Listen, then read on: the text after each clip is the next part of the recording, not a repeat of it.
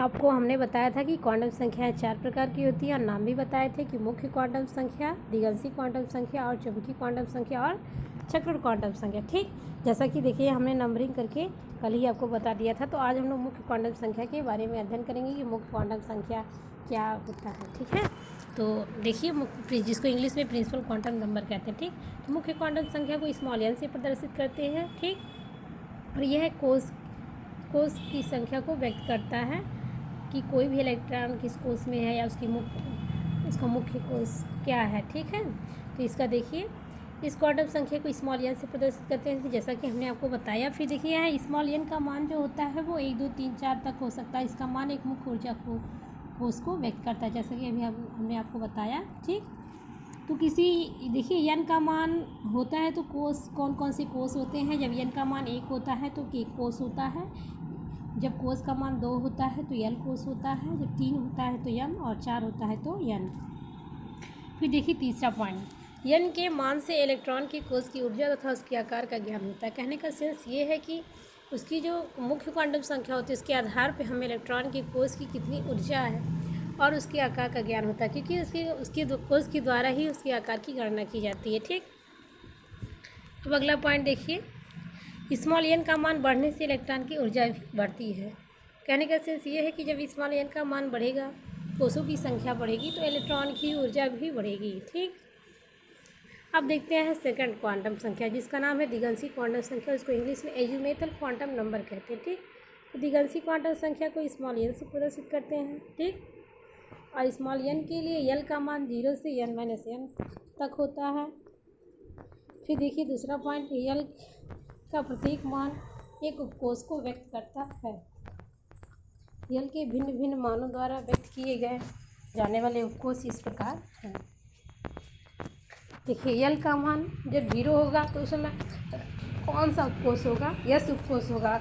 जब एल का मान 1 होगा तो उपकोष पी होगा, और जब एल का मान 2 होगा तो डी उपकोष होगा, और जब एल का मान 3 होगा तो एफ उपकोष होगा। ठीक, फिर अगला पॉइंट देखिए, स्मॉल एन के लिए किसी मान के लिए स्मॉल एल के कुल मानों की संख्या मुख्य क्वांटम संख्या स्मॉल एन के बराबर होती है। कहने का सेंस ये है कि एन के किसी मान निकालना है तो एल के जो जितने मानों की संख्या होगी वह उसकी मुख्य क्वांटम संख्या के बराबर होगी। ठीक, अर्थात कहने का सेंस क्या है कि किसी कोष में उतने ही उपकोष होते हैं जितने कोष की क्रम संख्या होती है। कहने का मतलब ये है जो कोषों की क्रम संख्या होती है उतने ही उपकोष होते हैं। ठीक,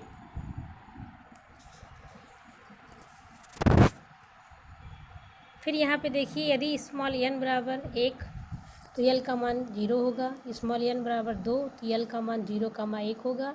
स्मॉल एन बराबर 3 तो एल का मान 0, 1, 2 होगा, और एन बराबर 4 तो एल का मान 0, 1, 2, 3 होगा। एन का मान 5 तो एल बराबर 0, 1, 2, 3, 4 होगा। ठीक, वही चीज़ जो हमने पीछे लिखा है कि जितने क्रम संख्या उतने ही उसमें इसका मान होगा।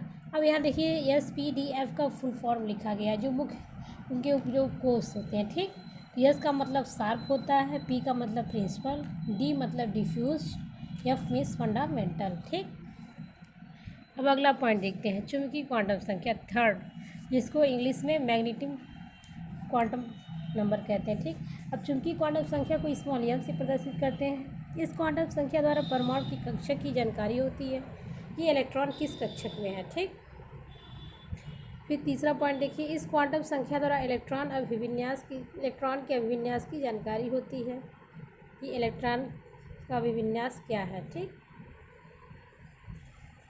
इसमें चौथा पॉइंट देखिए, चुंबकीय क्वांटम संख्या स्मॉल एम का मान दिगंशी क्वांटम संख्या स्मॉल एल के मान पर निर्भर करता है।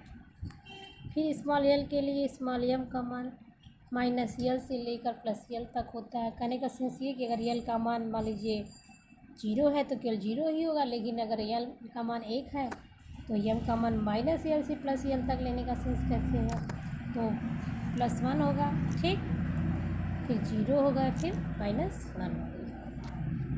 देखिए यहाँ पे जैसे बताया गया है कि यदि एल का मान ये 0 है तो एम का भी मान 0 है, क्योंकि इसमें माइनस प्लस का कोई मतलब नहीं।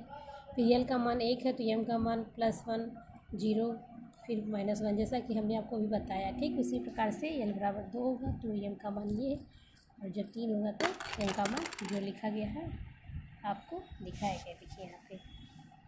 ठीक,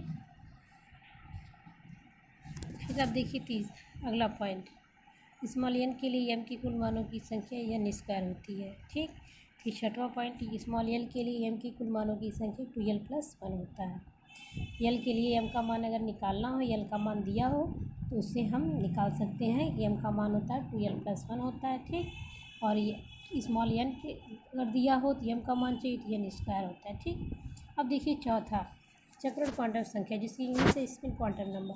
अब चक्रण क्वांटम संख्या को स्मॉल एस से प्रदर्शित करते हैं। ठीक, इस क्वांटम संख्या द्वारा इलेक्ट्रॉन की चक्रण की दिशा, मतलब इलेक्ट्रॉन एंटी क्लॉकवाइज है या क्लॉकवाइज डायरेक्शन में है। ठीक, तो ये जानकारी इससे प्रतीक वामावर्त है कि दक्षिणावर्त है। ठीक, ये जानकारी होती है इलेक्ट्रॉन की।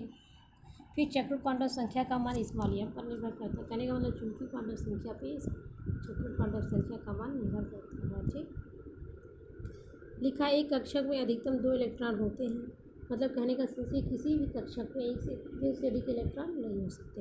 इसी सिद्ध होगी कि एक एंटी क्लॉकवाइज होगा और एक क्लॉकवाइज डायरेक्शन होगा। इस कारण से चक्रण क्वांटम संख्या के 2 मान +1/2 और -1/2 होता है। यश के मानों को